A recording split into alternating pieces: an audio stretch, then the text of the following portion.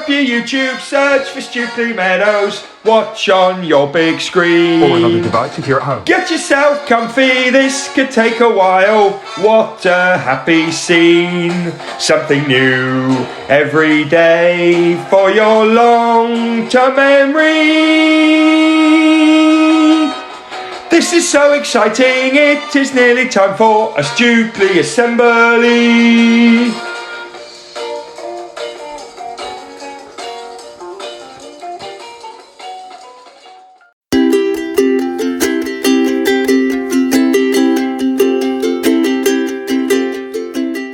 Hello everybody, it's Mr. Watley here. I'm here to talk to you about something called Safer Internet Day.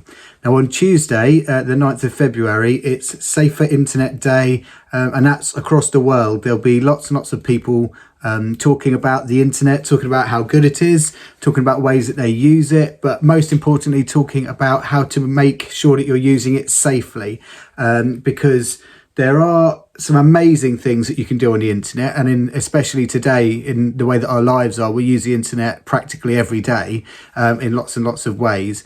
But because of there are so many ways to use the internet, there's also many ways in which case dangers may arise, and there's lots of things that we really need to be thinking about in order to stay safe when we're using the internet. So we're going to start just by you having a think about all of the different ways that we use the internet every single day. So in a minute you can pause the video, talk to somebody near you, or just pause it and have a think about all of the ways that you use the internet every day. And I'm going to do the same. And then once you've had a good chat, I want you to come up with the way that you think is the best. Which way that you use the internet is your favourite? Okay, what's the best thing about the internet? So pause the video now and have a think about that.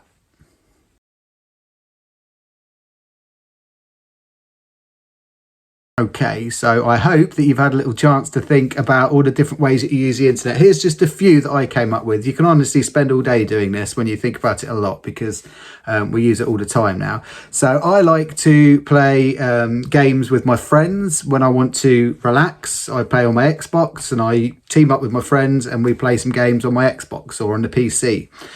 So I enjoy doing that, and that involves the internet because my computer, my Xbox, is talking to their Xbox, which allows us to play together.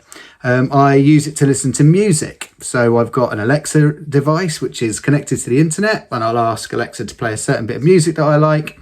She plays the music. So, okay, connected to the internet, that's how that works. Same with watching films. If you're using Netflix, if you're using Amazon Prime or Prime Movies, you use the internet, you see what they've got to watch, and you watch it. It's great. Learning new things. If I want to know something, if I'm not sure about something and I want to research it, I can use the internet to find out the answer to something that I don't already know. I use the internet to chat to my friends. I send emails. I send texts across the internet as well, using my phone or on my iPad. And also I use it to watch videos. So YouTube. Amongst other places, if I need to find out how to do something, or if I just want to watch something and find out more, I might go to YouTube or somewhere like that to find out more information. So there are lots and lots and lots and lots of other ways. I'm sure you probably came up with some that I haven't when you were doing it, which is wonderful. So Safer Internet Day then, it's all about learning how to use the internet and stay safe. And this year, the main theme of Safer Internet Day is trust. So trust quite simply means, can I believe what I'm seeing, what I'm hearing, or what I'm reading on the internet? Can I believe it? Can I trust that it's real and not fake? Because it's very easy if you're reading the internet and you think you're researching something and you find an answer and you think, right, there it is, that's the truth because it's written down on the internet.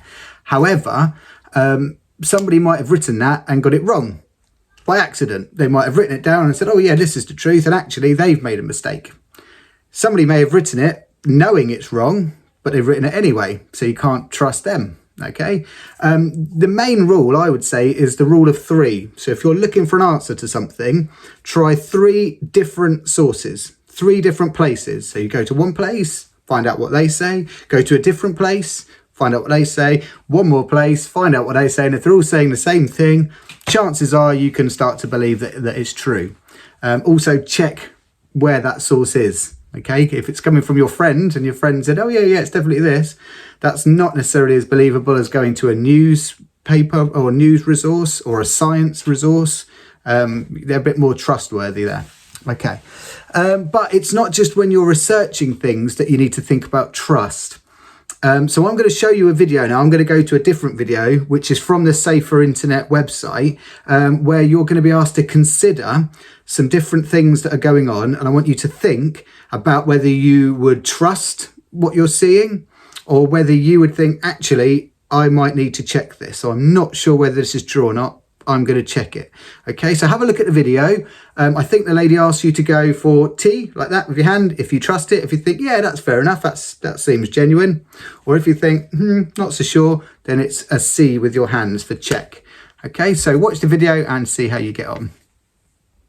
Great work, everyone. We are now going to play a game. It's called Trust It or Check It. In the game, I'm going to show you an example on the screen, and it's really simple. All you have to do is decide, is that something you would trust if you saw it online, or is that something you would check? During the game, we're going to use some actions. So if you see something that you think you can trust, you can show me a T with your hands like this. But if you see something during the game that you think you might need to check, you can use a C with your hand like this. Maybe you'll see some examples in the game that are similar to the ones that you were just thinking about. Okay, are we all ready for our first example? Here we go. Okay, before we can look at this in more detail, I think I might need to disappear off the screen. That's better. Let's look at this example together. So we've got a message from King Cody 439. They say, hey, nice win in the last match. Fancy trading for the purple ice blast? I saw you had 2. And you reply saying, thanks, yeah. What have you got to trade? And then King Cody 439 replies, I've got a super rare star crystal. Send me the ice blast first so I know I can trust you, and I'll send it after. Now, if you saw this trade in an online game, would you trust it or check it? If you want, you can pause the video now to think about or discuss what you would do. What did you go for? Trust it or check it? When I appear back on the screen, make a T with your hands for trust it or a C for check it. Okay, this looks like it could be an unofficial trade. Trades in games should always be done through the official trading system to make sure that they are safe and trustworthy. And it's also a good idea to really think about the items that are being exchanged to make sure that you feel that it's fair. I would definitely check this one with an adult if you're not sure, and always make sure that you're using those official systems. Now, it's also really important that we think about the way the things we see online make us feel. On the screen, you can see 6 different options. I want you to think, how would seeing something like this, if you were on the internet, make you feel? You can choose one of the 6 options I've given you, or any other emotion that you can think of. Take a moment to think about this more if you need to. Are we ready for the next example? Okay, it looks like the first thing we need to do is to get rid of me. Let's read this message together. Today is Friday the 13th. Unlucky for some. Let's turn this into a good day. Send this message to 5 friends to get good luck all weekend. Don't ignore it or you'll be cursed with bad luck for 10 years. Don't break the chain. So, if you saw this chain message online, would you trust it or check it? Pause the video if you need some time to think, and then get ready to show your T for trust or C for check when I appear back on the screen. Ta-da! This looks like a chain message. Remember, these are only written to try and get other people to share them on, and they are not true. I think this is definitely one to check with an adult, especially if seeing something like this has made you feel worried or upset. It's not a good idea to send this on because by sharing it with other people, you might also make them feel worried about what they've seen. Have you ever seen something like this before? Let's think about how seeing something like this would make you feel. Once again, you've got 6 options on the screen, but you can choose any emotion that you think would describe how seeing a message like this would leave you feeling. Time for the next example, and for me to disappear. If you saw this news headline, would you trust it or check it? Scientists reveal plan to build giant freezer to prevent global warming. Pause the video if you need time to think, and get ready to show a T or a C when I appear back on screen. What did you go for? I think this could be one to check. It looks like a joke for me. Jokes might sometimes be exaggerated, or they might use sarcasm, where people say one thing but they actually mean another, to try and make people laugh. It's important to read past the headline and look at who has written the story and where it's been posted before you decide whether to trust it or not. How do you think seeing something like this would make you feel? Choose from my 6 emotions or any others that you can think of. Okay, on to another example.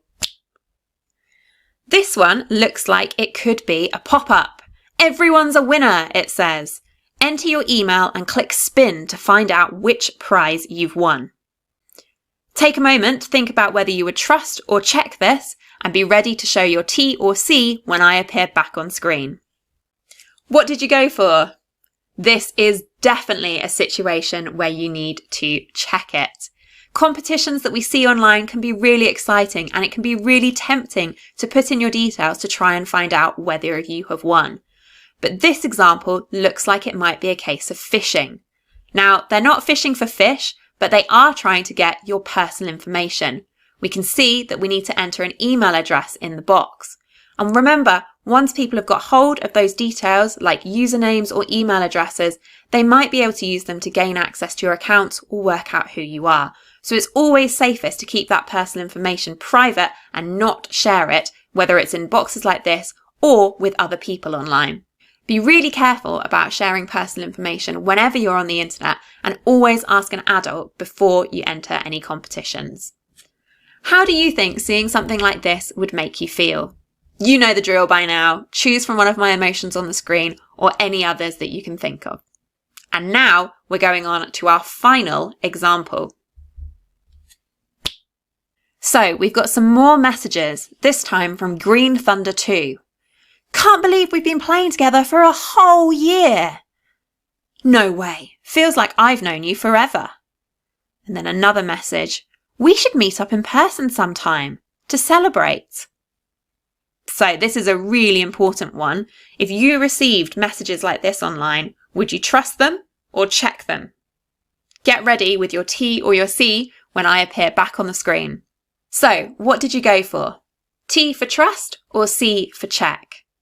I think this is absolutely one that we need to do a bit more thinking about, and it's not one to trust straight away.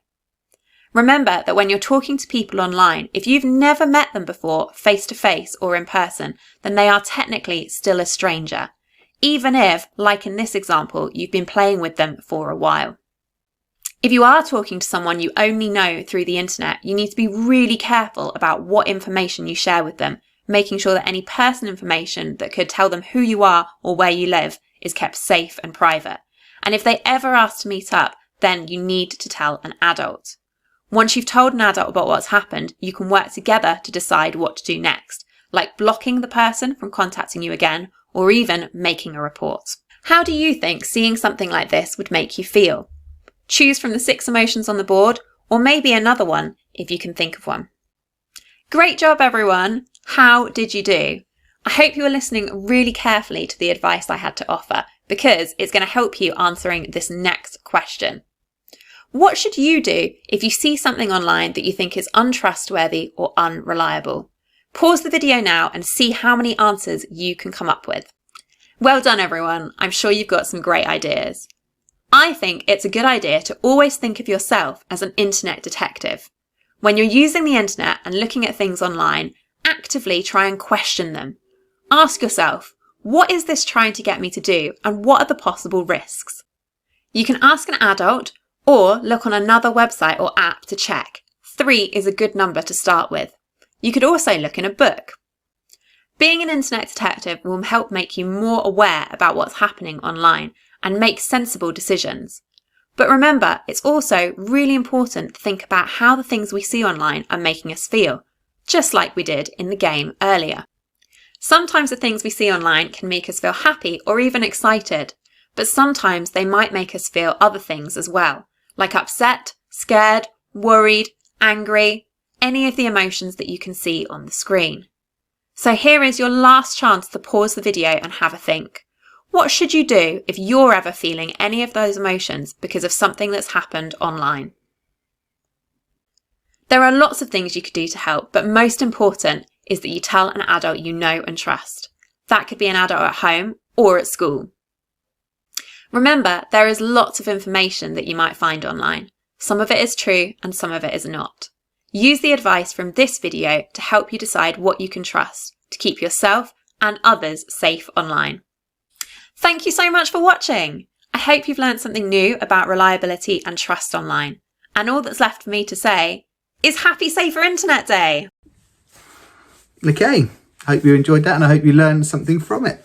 So I just want to summarise now. The internet is something which is incredibly useful. We use it all the time. We use it in our day-to-day lives and it is very, very, very helpful for us. However, there are people in the world who we can't trust. It's a sad fact. There are people in the world who just aren't trustworthy. And the internet, through connecting one computer to pretty much every computer in the world, puts us in touch with these untrustworthy people quite easily.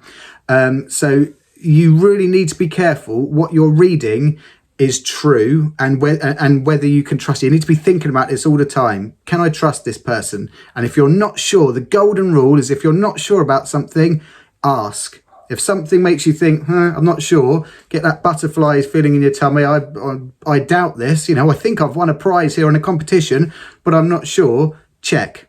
Somebody wants your email address, check.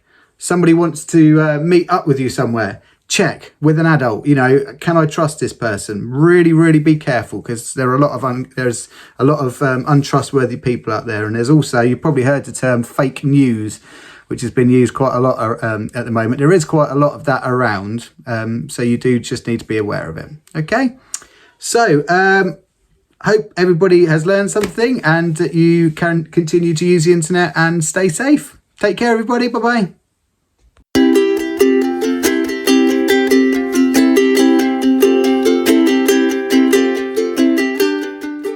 Hey everyone. I had a little thought the other day. I was just thinking, I wonder if anyone can still remember the words to our poem by Grace Nichols. You know the one, Cat Rap? Anyone remember? I challenge you to see if you can still remember all the words to the Cat Rap. I'll be listening in, everyone. Ready? Let's kick off with our Cat Rap. Lying on the sofa, all curled and meek, but in my very fuzzy head there's a rapping beat. Gonna rap while I'm napping and looking sweet. Gonna rap while I'm padding on the balls of my feet. Gonna rap on my head, gonna rap on my tail, gonna rap on my you-know-where. So wave your paws in the air like you just don't care. With 9 lives to spare, give me 5 right here.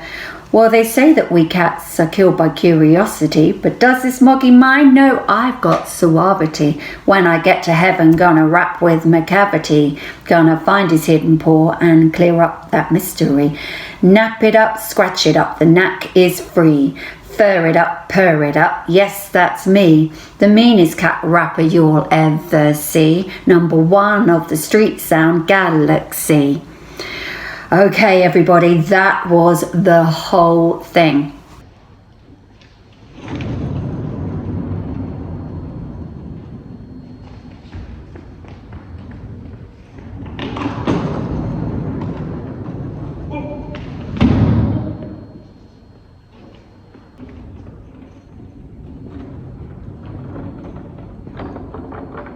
Hey everyone.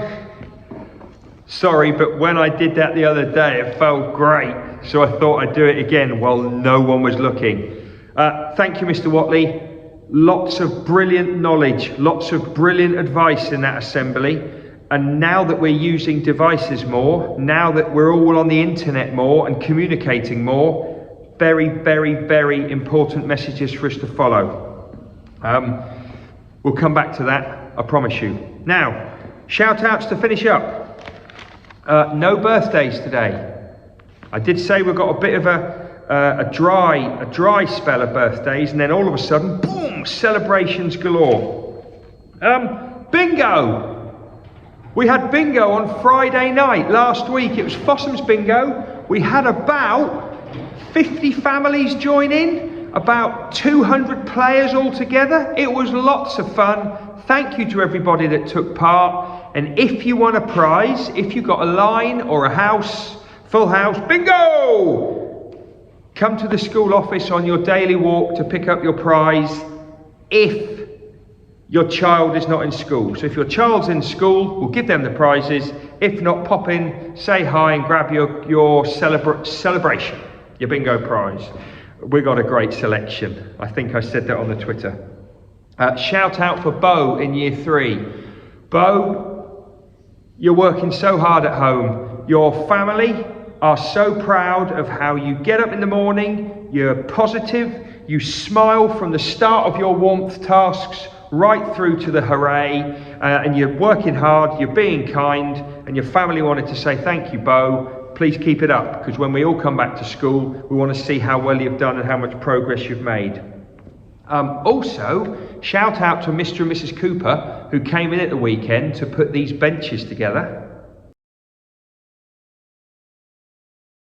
Also, a shout out to the family who saved up quite a bit of money in the first lockdown, and they said they were lucky to be able to save some money in the first lockdown, and they wanted to give it to the school to use for children and staff, and we've been able to do that. So a big thank you for that gratitude. And we're still building up some playground and sports boxes. It's taken a bit longer than I wanted, but we're building up some playground and some sport boxes with another donation from a family as well.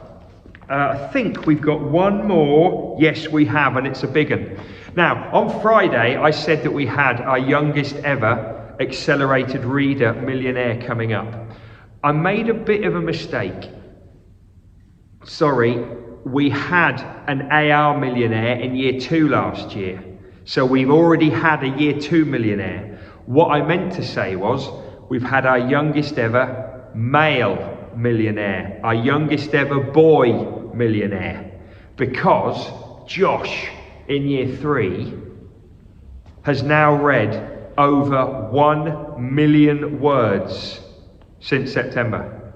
I mean, everywhere he goes, he's got a book. He talks about books. He reads books. I don't think he eats them, but who knows? Anyway, Josh is a brilliant reader. He's interested in learning things. He's interested in knowledge.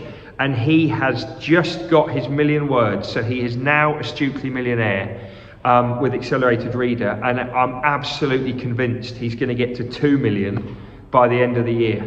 So well done, Josh. You are the youngest ever boy male millionaire.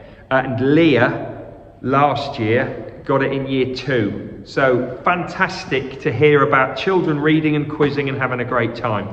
Well done to all readers out there. Let's have most important 60 seconds. The most important 60 seconds are coming up now. The most important 60 seconds are coming up now.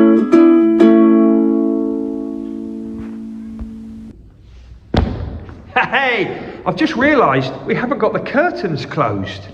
We always have the curtains closed. Anyway, first of all, if you haven't done your team's assignment, if you haven't sent your school photo in, you still have about a couple of weeks to do it. You might be waiting for half term when you've ironed your school uniform or you've found it again, but please make sure you get it done. Secondly, remember, we're hoping, fingers crossed, that the meetings this week where you see all of your friends, we're hoping that they're going to be on Teams. So if you haven't logged into Teams and worked that out, you won't be able to join in the meeting.